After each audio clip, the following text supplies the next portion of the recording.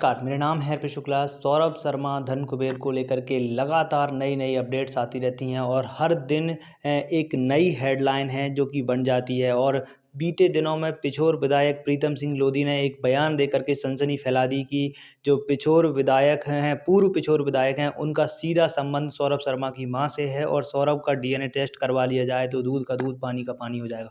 इस तरह के जो गंभीर और सनसनीखेज आरोप हैं उन्होंने लगाए।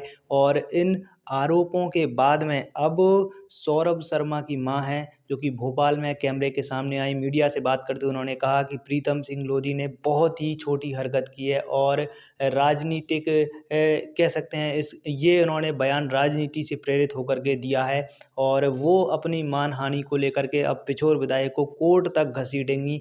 यह बात उन्होंने स्पष्ट रूप से कही है। बच्चे पे इल्जाम लगा रहा है और कह रहा है डीएनए टेस्ट। क्या डीएनए टेस्ट करवाएगा? ये अपना डीएनए टेस्ट कराए कि ये किस। और यहाँ तक कह दिया है कि लाडली बहनों की बात करने वाली सरकार अब कहाँ है? क्या किसी माँ बहन की इज्जत सम्मान कोई मायने नहीं रखता है? इस तरह की बात है उन्होंने सीधे तौर पर कही है। और वहीं उन्होंने सौरभ शर्मा के सवाल पर कहा कि सौरभ जल्द ही कोर्ट में सामने आएगा और दूध का दूध पानी कर देगा कि किस किस व्यक्ति का पैसा उसके पास में है और सारे ही सवालों का वो जवाब देगा। हालांकि जब अगर हम बात करें कि जो प्रीतम सिंह लोधी हैं, उन्होंने कैमरे के सामने आकर के पिछोर के पूर्व विधायक हैं, उनका पैसा होने का जो संकेत है वो दिया है। लेकिन अभी जांच एजेंसियां पूरी तरीके से जांच कर रही हैं, इन्वेस्टिगेशन कर रही हैं और इसमें हर दिन नए नए डेवलपमेंट हैं सामने आते जा रहे हैं। लेकिन पिछोर के जो वर्तमान विधायक हैं बीजेपी के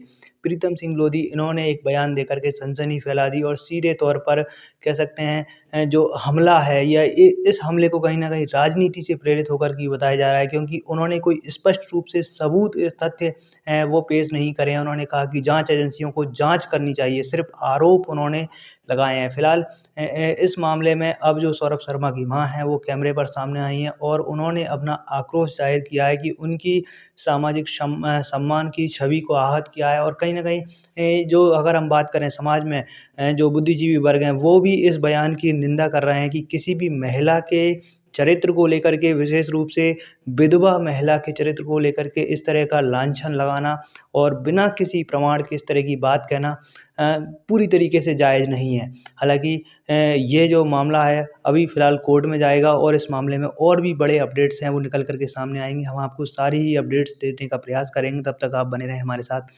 और अपने इस चैनल को सब्सक्राइब ज़रूर करें। धन्यवाद।